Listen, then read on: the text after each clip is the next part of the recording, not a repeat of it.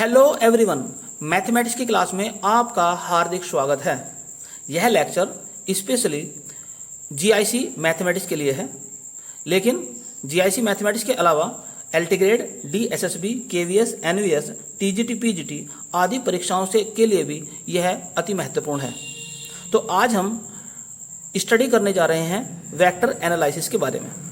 Vector analysis से संबंधित हमने टीजीटी और पीजीटी की जो शॉर्ट ट्रिक है वहाँ पर ट्रिक नंबर 46 पर भी वेक्टर एनालिसिस की चर्चा की है, अर्थात वहाँ पर भी वेक्टर एनालिसिस से संबंधित अनेक टॉपिकों का अध्ययन किया है। वहाँ पर हमने ए डॉट बी अर्थात स्केलर प्रोडक्ट और ए क्रॉस बी अर्थात वेक्टर प्रोडक्ट तथा उनके यूजेज तथा स्केलर ट्रिपल प्रोडक्ट और वेक्टर ट्रिपल प्रोडक्ट के बारे में भी स्टडी किया है। तो आज हम बात करने जा रहे हैं वेक्टर एनालिसिस के बारे में, जो कि जीआईसी के लिए अति महत्वपूर्ण है। तो आइए शुरुआत करते हैं। तो सबसे पहला हम टॉपिक लेकर चलते हैं इसमें, नेचर ऑफ ट्रायंगल, अर्थात किसी ट्रायंगल की नेचर वेक्टर एनालिसिस यानी कि वेक्टर के द्वारा कैसे फाइंड करते हैं। तो आइए देखते हैं इससे संबंधित एग्जाम में क्वेश्चन कैसे आते हैं। तो पहला क्वेश्चन आपके सामने है जो जीआईसी 2015 में आया था। The triangle ABC with position vector A B and C, जो A position vector of A और बी और सी के पोजिशन वेक्टर दिए हुए हैं, तो हमें बताना है कि ये ट्रायंगल कैसा है। ये इक्विलेटरल ट्रायंगल है, आइसोस्केल्स ट्रायंगल है, राइट एंगल ट्रायंगल है या नॉन ऑफ दीज है। तो सबसे पहले क्या काम करते हैं हम, ए बी सी के पोजिशन वेक्टर जो दिए हुए हैं उन्हें लिख लेते हैं। तो ओ ए दे रखा है उसने, ओ बी दे रखा है और एक दिया है ओ सी। तो ये गिवन है यहाँ पर। तो हमने ये दिए हुए मान लिख दिए और ये ट्रायंगल बना दिया। अब हम निकालते हैं ए बी। तो ए बी कैसे निकालेंगे, ओ बी माइनस ओ ए।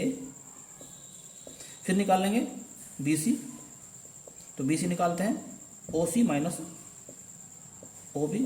फिर निकालते हैं सी ए, तो ये हो जाएगा ओ ए माइनस ओ सी।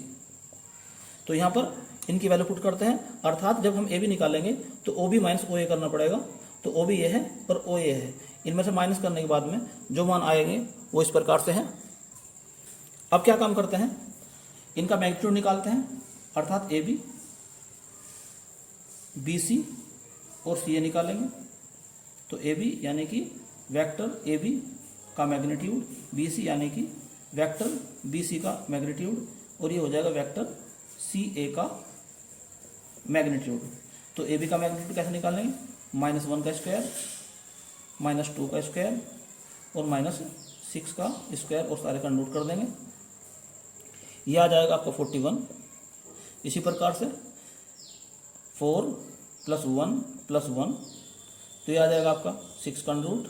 और इसी तरह से हम निकाल सकते हैं ए सी यानी कि -1 का स्क्वायर करेंगे तो 1 आ जाएगा, +9 25, तो यह आ जाएगा आपका 35। और यहाँ पर हम क्या देखते हैं कि ए बी का स्क्वायर हो जाएगा 41 और बी सी का स्क्वायर हो जाएगा 6 और सी ए का स्क्वायर हो जाएगा आपका 35। और यहाँ से हमें ये बात समझ में आ रही है कि इन दोनों का सम जो है इसके बराबर है, अर्थात ए बी का square is equal to B C का स्क्वायर प्लस सी ए का स्क्वायर। इस प्रकार से हम ये कह सकते हैं कि ये एक राइट एंगल ट्रायंगल है, जिसका ये इस प्रकार से बन सकता है ट्रायंगल ए बी सी। तो एंगल जो सी है ये 90 डिग्री का है, तो एंगल सी कितना हो गया, 90 डिग्री का। और ये एक राइट एंगल ट्रायंगल है, अर्थात इसका ऑप्शन जो है सी सही है।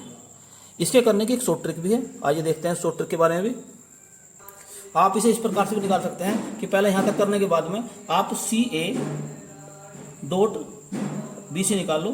तो सी ए ये और बी सी ये है, इन दोनों डॉट निकालते हैं। इसकी डॉट इसमें करेंगे तो -2, इसकी डॉट इसमें करेंगे -3, इसकी डॉट इसमें करेंगे तो 5, ये हो जाएगा 0। अर्थात यदि ए डॉट भी 0 के बराबर होता है तो ये दोनों वेक्टर एक दूसरे के परपेंडिकुलर होते हैं, अर्थात सी ए परपेंडिकुलर बी सी, दोनों परपेंडिकुलर हैं। अर्थात जो ट्रायंगल है उसका एक एंगल जो है 90 डिग्री का है, इसलिए ट्रायंगल राइट एंगल ट्रायंगल हो जाता है। अर्थात इस कंडीशन में भी इसका ऑप्शन सी ही सही होता है। चलिए हम नेक्स्ट टाइप के क्वेश्चन देखते हैं जो कि यूनिट वेक्टर से संबंधित है। तो यूनिट वेक्टर का फॉर्मूला क्या होता है कि A cap is equal to A upon A का मैग्नीट्यूड, अर्थात vector A over vector A का मैग्नीट्यूड। अगर ए कैप एक यूनिट वेक्टर है तो इसका मैग्नीट्यूड कितना हो जाएगा 1, अर्थात mod A cap is equal to 1। अब यदि कोई यूनिट वेक्टर इस प्रकार से दे रखा है कि A cap is equal to a1i plus a2j plus a3k, और क्या है ये ए कैप क्या है, एक यूनिट वेक्टर है, तो इसका मैग्नीट्यूड निकालते हैं। तो a1 का स्क्वायर प्लस a2 का स्क्वायर प्लस a3 का स्क्वायर का अंडर रूट, और इसका मोड कितना होता है 1 होता है। तो इस प्रकार से ये रिलेशन निकल कर आ गया a1 square plus a2 square plus a3 square is equal to 1।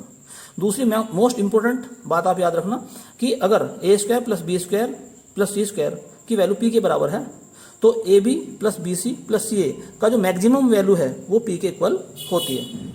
तो आइए देखते हैं इससे संबंधित एग्जाम में क्वेश्चन किस प्रकार से आए हैं। तो क्वेश्चन आपके सामने है जो कि GIC 2015 में आया था। If E cap is equal to AI plus BJ plus CK is a unit vector, then maximum value of AB plus BC plus CA is, यानी कि AB plus BC plus CA की हमें maximum value find करनी है। तो जैसा कि यहाँ पर दिया है कि ये एक यूनिट वेक्टर है तो इसका मैग्नीट्यूड कितना हो जाएगा, यानी कि ई कैप का मैग्नीट्यूड कैसे निकालेंगे, A square plus B square plus C square का अंडर रूट, और इसका मैग्नीट्यूड हो जाएगा 1, तो ये हो जाएगा 1 is equal to A square plus B square plus C square का अंडर रूट, या इस प्रकार से हम कह सकते हैं कि A square plus B square plus C square का वैल्यू हो जाएगी 1 के बराबर। और हमारे ट्रिक के according A square plus B square plus C square अगर पी के बराबर है तो यानी कि ये क्या हो गया यहाँ पर पी हो गया। तो मैक्सिमम वैल्यू किसकी maximum value A B plus B C plus C A, इसकी मैक्सिमम वैल्यू पी के बराबर अर्थात 1 के बराबर होगी। तो इस प्रकार से इसका ऑप्शन सी सही हो जाता है। तो नेक्स्ट इंपॉर्टेंट क्वेश्चन आपके सामने है जो कि TGT 2001 में आया था। क्वेश्चन इस प्रकार से है कि ए बी सी ये 3 यूनिट वेक्टर्स हैं और a plus B plus C की वैल्यू 0 है, तो हमें निकालना है a dot B plus B dot C plus C dot A की वैल्यू हमें फाइंड करनी है। तो ये फॉर्मूला आप जानते हैं, a प्लस बी प्लस सी का अगर स्क्वायर कर देंगे हम तो किसके बराबर हो जाएगा, a का स्क्वायर प्लस b का स्क्वायर प्लस c का square plus 2 into A dot B plus B dot C plus C dot A. और एक बात हम जानते हैं किसी भी वेक्टर का स्क्वायर उसके मैग्नीट्यूड के स्क्वायर के बराबर होता है, और यहाँ पर इसकी वैल्यू दी है 0, तो इधर तो हो जाएगा ये 0 का स्क्वायर भी दे रखा है 0, और यहाँ पर हो जाएगा ए के मैग्नीट्यूड का स्क्वायर, यहाँ पर बी का जो मैग्नीट्यूड होगा इसका स्क्वायर, और यहाँ पर सी के मैग्नीट्यूड का स्क्वायर यहाँ पर 2 A dot B plus B dot C plus C dot A. अब ये 0 है, आप जानते हैं यूनिट वेक्टर का जो मैग्नीट्यूड होता है यहाँ पर ऊपर भी लिखा 1 होता है, तो ये भी 1 ये भी 1 ये भी 1 प्लस 2, तो A dot B plus B dot C plus C dot A. तो इस प्रकार से यह आ जाएगा आपका A dot B plus B dot C plus C dot A is equal to minus का 3/2। यही इसका फाइनल आंसर होगा। तो नेक्स्ट टाइप चलता है स्केलर प्रोडक्ट, अर्थात दो वेक्टर का स्केलर प्रोडक्ट कैसे निकाला जाता है। तो फॉर्मूला होता है A dot B is equal to A B cos theta. तो यहाँ से आप कोस थीटा भी निकाल सकते हैं कि A dot B is equal to A dot B, यानी कोस थीटा कैसे निकलेगा, तो कोस थीटा निकलेगा इस प्रकार से A dot B upon A B. तो आइए देखते हैं इससे संबंधित क्वेश्चन एग्जाम में किस प्रकार से आते हैं। तो नेक्स्ट क्वेश्चन आपके सामने है जो कि GIC 2015 में आया था। क्वेश्चन इस प्रकार से है A dot I into I plus A dot J into J plus A dot के इंटू के, इसकी वैल्यू हमें फाइंड करनी है। तो सबसे पहले क्या काम करते हैं, ये मान लेते हैं कि ए जो वेक्टर है वो हमने मान लिया a1i plus A2J plus A3K है। अब क्या काम करते हैं, इसके साथ में I की डॉट करते हैं, अर्थात A डॉट I। जब I की डॉट करेंगे तो I डॉट I की वैल्यू 1 होती है, I डॉट J की वैल्यू 0 और I डॉट K की वैल्यू भी 0 हो जाएगी। तो केवल यहाँ से निकल कर आएगा A1।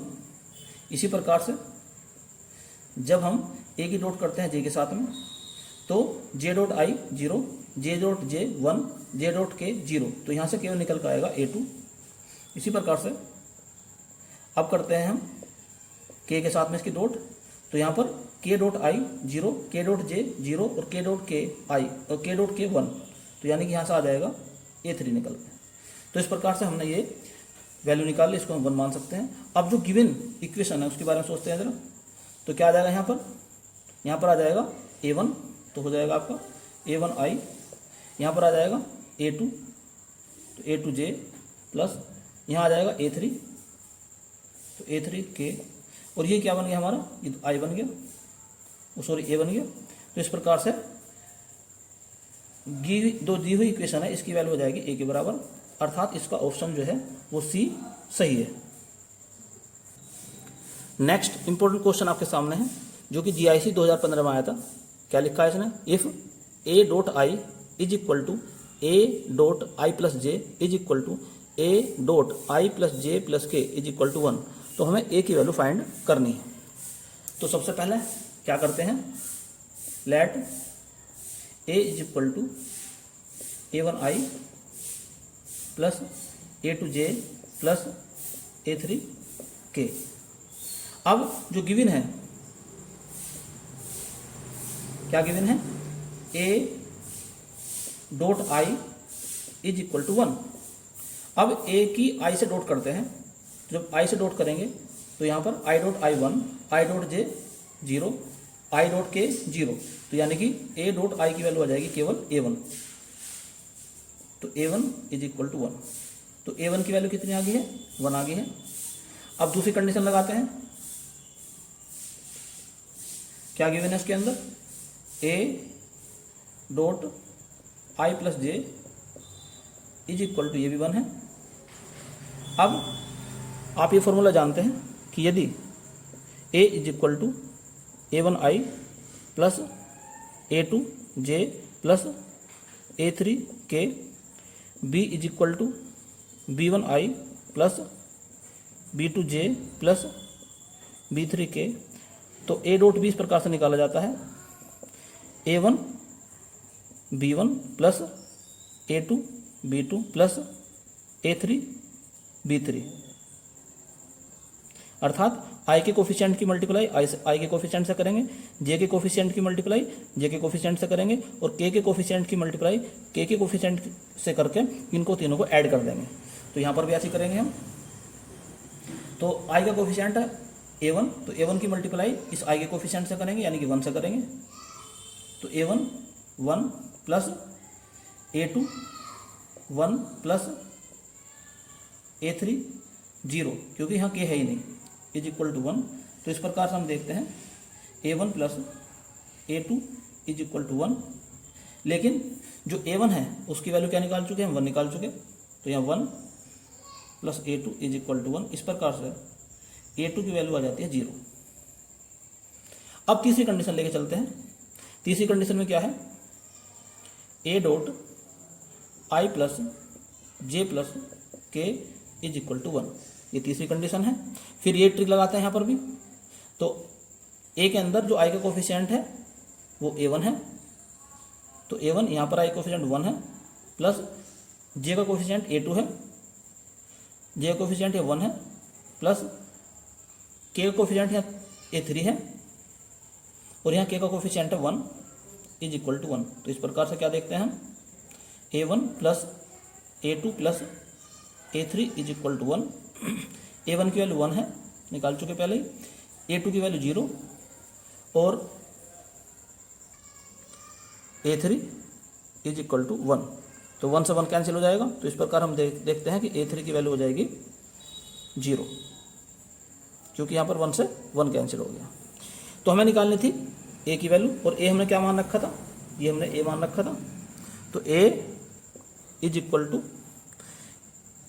तो कितना हो जाएगा A1, तो A1 की वैल्यू कितनी है 1 है, तो 1i plus 0j plus 0k, या यूँ कहें कि A की जो वैल्यू आ गई है वो i के बराबर आ गई है, अर्थात इसका ऑप्शन A सही है।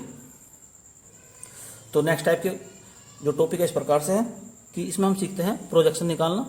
जैसे A और B दो वेक्टर दे रखे हैं और हमें प्रोजेक्शन निकालना है वेक्टर B का वेक्टर A पर, तो फॉर्मूला क्या है A dot B upon A का मैग्नीट्यूड, यानी जिसके ऊपर प्रोजेक्शन निकालते हैं उसका मैग्नीट्यूड नीचे लिखा जाएगा। जैसे projection of A on B, तो यहाँ पर किस पे निकाल रहे हैं B पर निकाल रहे हैं, तो B का मैग्नीट्यूड नीचे लिखा जाएगा। तो आइए देखते हैं इससे संबंधित क्वेश्चन जो कि एग्जाम में आए हैं। तो नेक्स्ट इंपॉर्टेंट क्वेश्चन है जो कि GIC 2015 में आया था, the projection of A on B।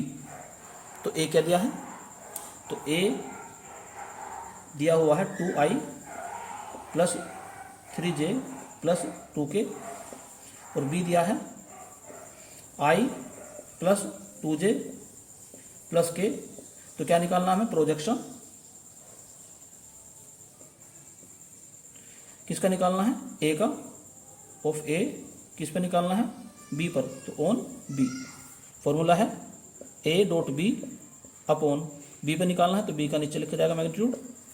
अब A डॉट B कैसे निकालते हैं, तो A डॉट B निकालने की ट्रिक आपको बताई थी अभी थोड़ी देर पहले भी कि I के कोफिशिएंट ही गुना I के कोफिशिएंट से करते हैं, तो 2 into 1 plus 3 into 2 plus 2 into 1। नीचे B का मैग्नीट्यूड निकालते हैं, तो यानी कि I के कोफिशिएंट का स्क्वायर प्लस J के कोफिशिएंट का स्क्वायर प्लस K के कोफिशिएंट के स्क्वायर का अंडर रूट, तो 1 प्लस 4 प्लस 1 का अंडर रूट। तो ऊपर हो जाएगा 2 प्लस 6 प्लस 2, और नीचे हो जाएगा ये 6 का अंडर रूट। तो यहाँ पर हो जाएगा ये ऊपर 10 अपॉन 6 का अंडर रूट, ऊपर नीचे 6 के अंडर रूट से मल्टीप्लाई करो, तो 10 अंडर रूट 6 अपॉन 6, 2 से काट लो इसको, तो 5 रूट 6 अपॉन 3। तो इस प्रकार से इसका ऑप्शन कौन सा आ जाएगा C, तो ऑप्शन इसका C सही है। अब नेक्स्ट टाइप के बारे में चर्चा करते हैं, यानी कि वेक्टर प्रोडक्ट। तो A क्रॉस B कैसे निकालते हैं, A B sine theta into N cap. N क्या है, एक यूनिट वेक्टर है जो A और B दोनों के परपेंडिकुलर है, या यूँ कहें कि A और B के जो तल है उसके परपेंडिकुलर है। इसका सबसे महत्वपूर्ण use moment of force find करने में होता है। तो कैसे फाइंड करते हैं, moment of force about A point A। तो किसी पॉइंट A के अबाउट फोर्स का मोमेंट निकालना है हमें, तो जिस पॉइंट के अबाउट की बात करेंगे उसका नाम पहले लिखा जाएगा। तो क्या लिखा जाएगा यहाँ, AB क्रॉस F यानी कि वो फोर्स जिसका निकालना चाहते हैं। तो यदि अबाउट A कहा है तो A का नाम पहले, अगर अबाउट B कहा है तो B पहले लिखा जाता। तो जो भी जिस पॉइंट के अबाउट कहेगा उसका नाम पहले लिखा जाएगा और क्रॉस कर देंगे उसकी F के साथ में। तो आइए देखते हैं इससे संबंधित क्वेश्चन जो एग्जाम में आए हैं। तो इम्पोर्टेंट क्वेश्चन जो कि GIC 2015 में आया था, the moment of a force, ये फोर्स दे रखा है, एक्टिंग थ्रू द पॉइंट, इस पॉइंट पे एक्ट कर रहा है ये फोर्स, अबाउट द पॉइंट, इस पॉइंट के अबाउट निकालना है। तो अबाउट इसके साथ लिखा हुआ है, तो ये हमारा ए हो जाएगा। तो सबसे पहले लिखते हैं फोर्स यानी कि F, तो कितना दिया है 3i plus 0j plus k। अब जो पहला पॉइंट A है जिसके अबाउट निकालते हैं उसका नाम पहले लिखेंगे, यानी पहले निकालो OA, तो क्या दिया है i plus 2j minus k। दूसरा पॉइंट है OB यानी कि 2i minus j plus 3k। तो जिसके अबाउट है वो पॉइंट हमारा A है, तो A के अबाउट है तो हमें निकालना पड़ेगा AB। तो AB निकालने का फॉर्मूला होता है OB माइनस OA। अब B में से A माइनस करना है, तो 2 में से इसको माइनस करेंगे तो आ जाएगा I, इसमें से इसको माइनस करेंगे माइनस का 3j, इसमें से इसको माइनस करेंगे 4k प्लस का। अब निकालते हैं मोमेंट, तो निकालते हैं AB क्रॉस F, अर्थात फोर्स ए का मोमेंट निकालना है अबाउट पॉइंट ए के रेस्पेक्ट में। तो फॉर्मूला क्या होता है, क्रॉस कैसे निकालते हैं, आई जे और के लिखेंगे। यहाँ पर ए बी के कोफिशिएंट लिखेंगे, कितने हैं 1 -3 4। अब लिखेंगे एफ के कोफिशिएंट यानी कि 3 0 और यहाँ पर 1।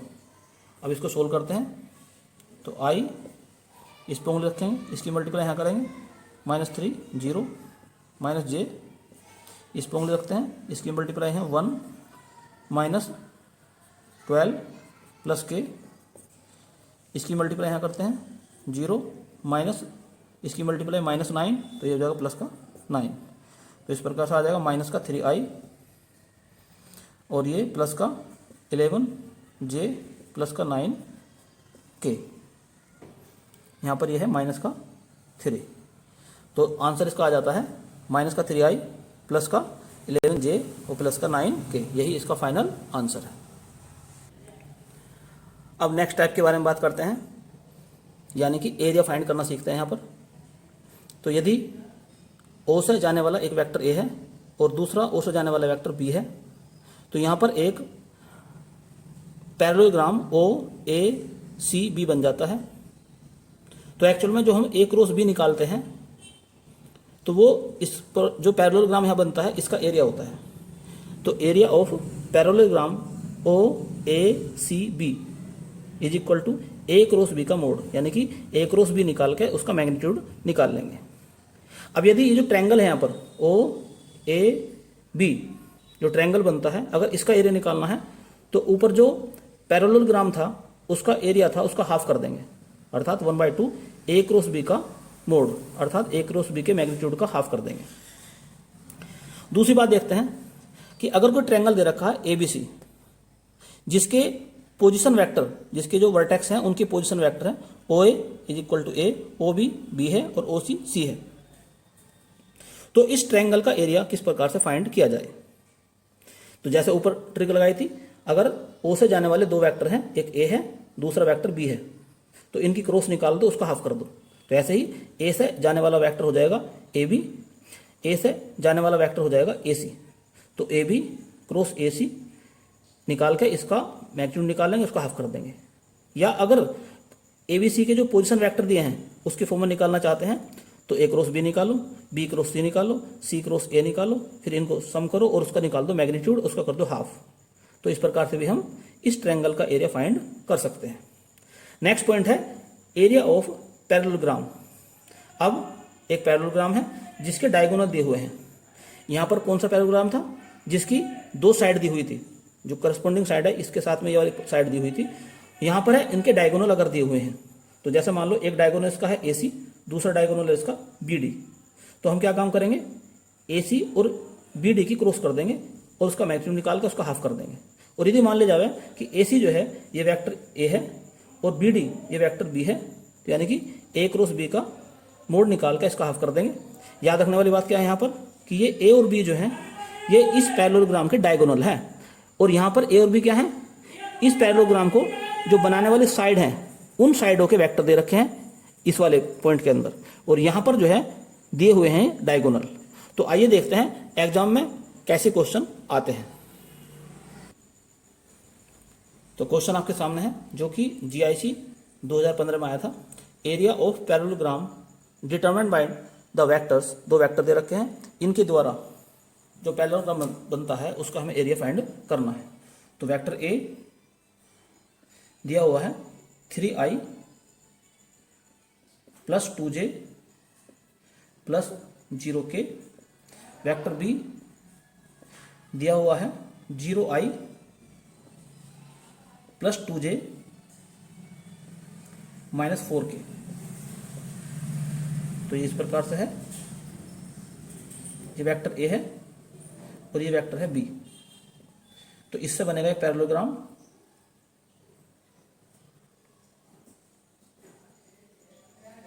इस पैरेललोग्राम का एरिया हमें फाइंड करना है। तो बिल्कुल पहली कंडीशन बन गई है, यानी कि हमें निकालना पड़ेगा पहले ए क्रॉस बी। तो निकालते हैं ए क्रॉस बी। तो कैसे निकालते हैं, आई जे के ए के कोफिशिएंट है 3 2 0, बी के कोफिशिएंट है 0 2 -4, तो आई इस पर उंगली रखते हैं -8 -0 -g, इस पर उंगली रखते हैं -12 -0 प्लस के, इस पर उंगली रखते हैं 6 -0, तो ये आ जाएगा आपका -8 आई प्लस 12 जे प्लस 6 के। अब करना क्या है, हमें निकालना है एरिया। तो एरिया ऑफ पैरेललोग्राम ओ, इसका नाम हो दो ओ ए सी और ये हो गया बी, तो क्या नाम हो जाएगा ओ ए सी बी। तो फॉर्मूला क्या है कि ए क्रॉस बी का मोड, तो ए क्रॉस बी आप निकाल चुके हैं, इसका मोड निकालना है केवल हमें, यानी कि मैग्नीट्यूड।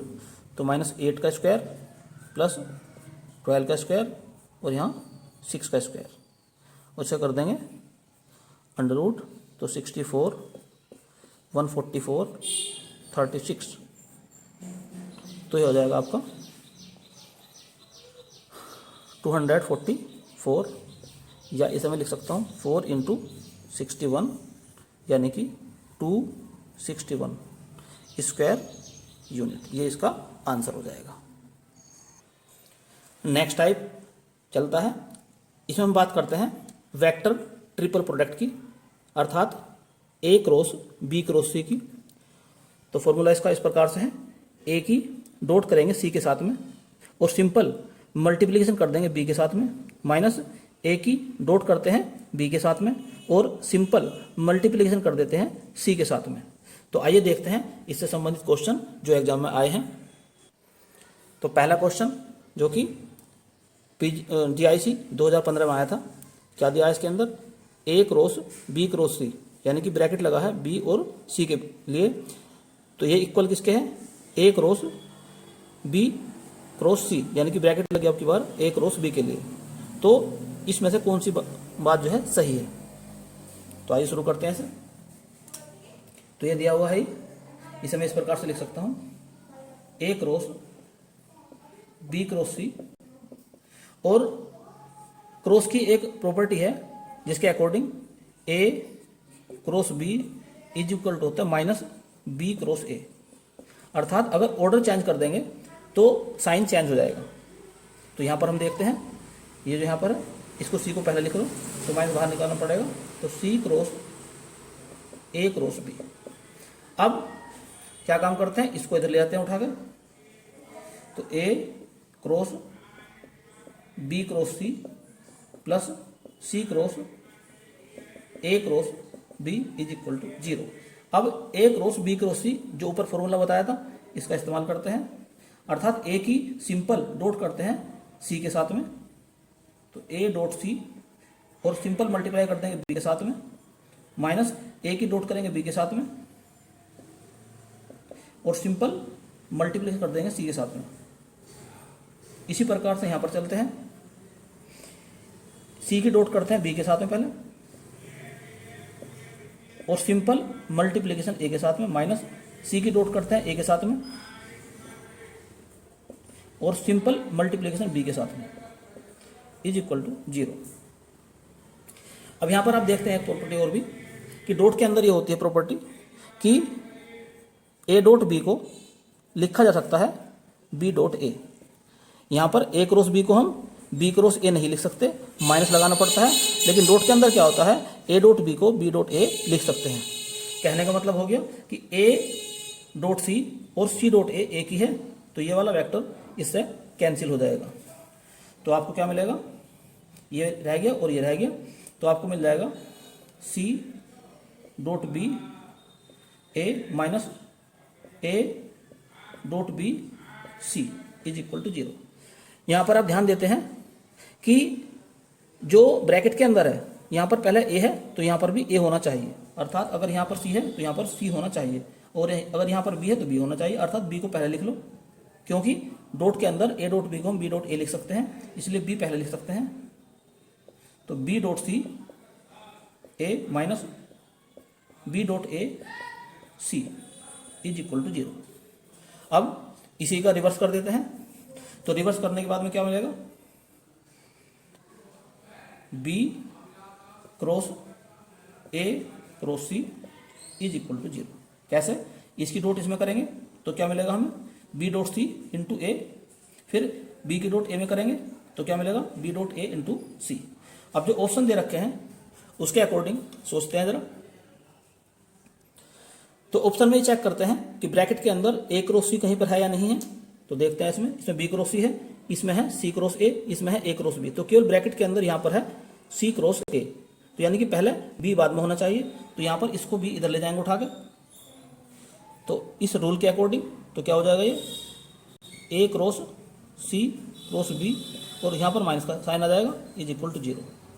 अब क्या काम करते हैं, अब ए क्रॉस सी जो है यहाँ पर लाना हमें सी क्रॉस ए, तो इसका भी उल्टा कर देते हैं यहाँ पर। तो सी क्रॉस ए माइनस बाहर निकल जाएगा इससे,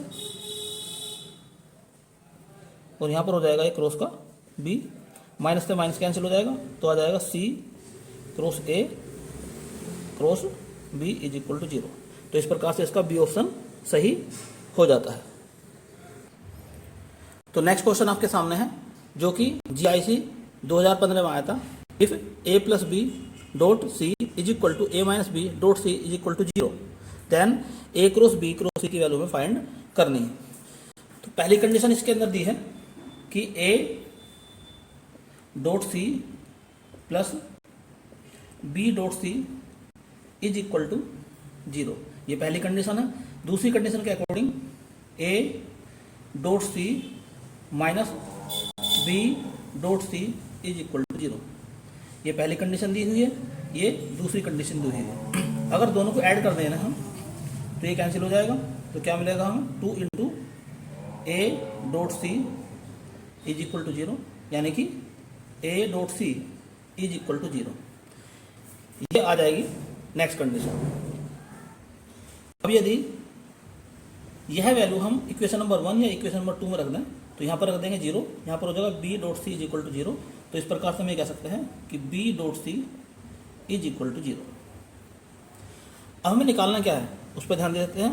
हमें फाइंड करना है ए क्रॉस बी क्रॉस सी, इसकी वैल्यू निकालनी है।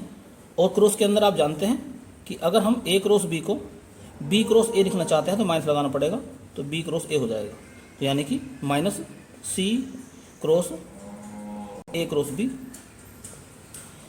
तो इस प्रकार से अब जो वेक्टर ट्रिपल प्रोडक्ट है वह फॉर्मूला लगाते हैं जो ऊपर लिखा है, यानी कि सी की डॉट करेंगे बी के साथ में, तो सी डॉट बी और सिंपल मल्टीप्लिकेशन ए के साथ में, माइनस सी की डॉट करते हैं ए के साथ में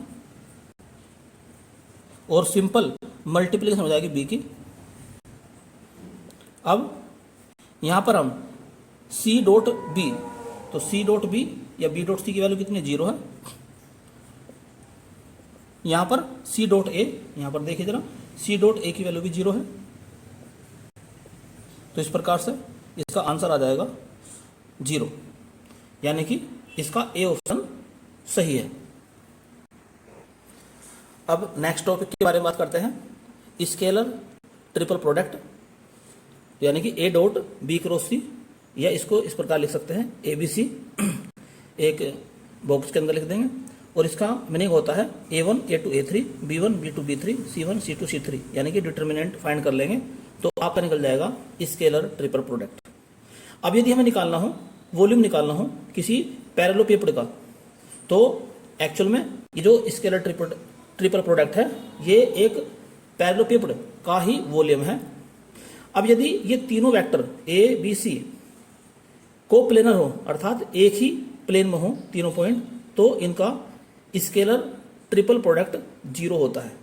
और एक विशेष कंडीशन यह है, यदि A cross B is perpendicular to vector C, यानी कि ए क्रॉस बी जो है वेक्टर सी के परपेंडिकुलर है, तब भी इनका स्केलर ट्रिपल प्रोडक्ट 0 के बराबर होता है।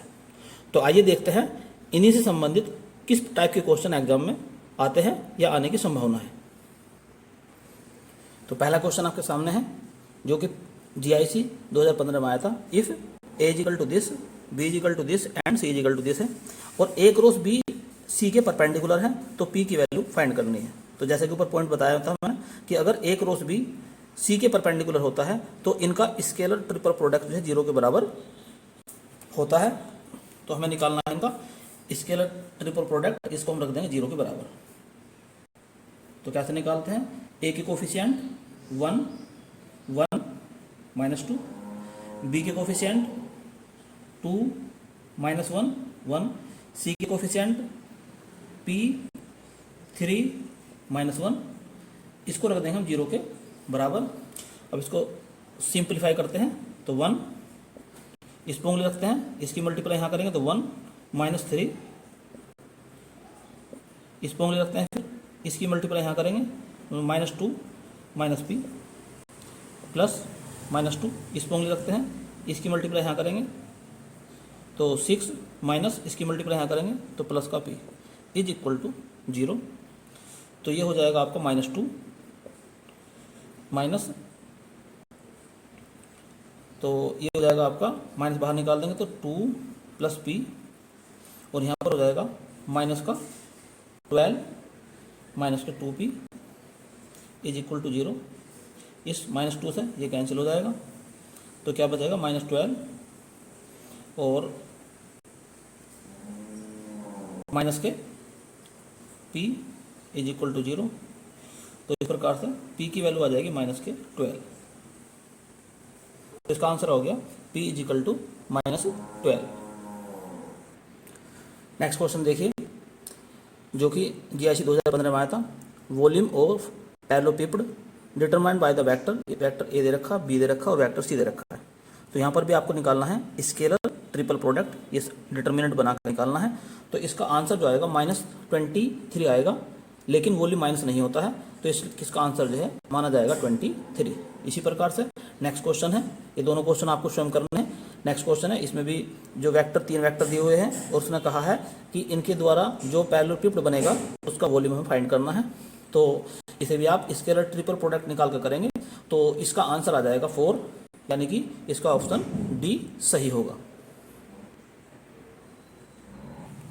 तो नेक्स्ट इंपॉर्टेंट क्वेश्चन आपके सामने है, ये भी GIC 2015 में आया था। तो हमें स्केलर ट्रिपल प्रोडक्ट निकालना है B cross C, C cross A और A क्रॉस B का।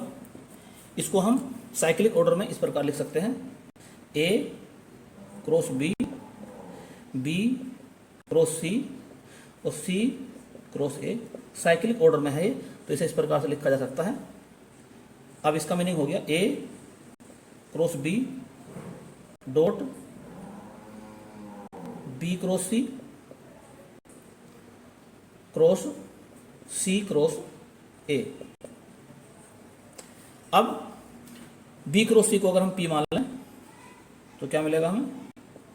A क्रॉस B डॉट, इसे P मान लेते हैं, C क्रॉस A।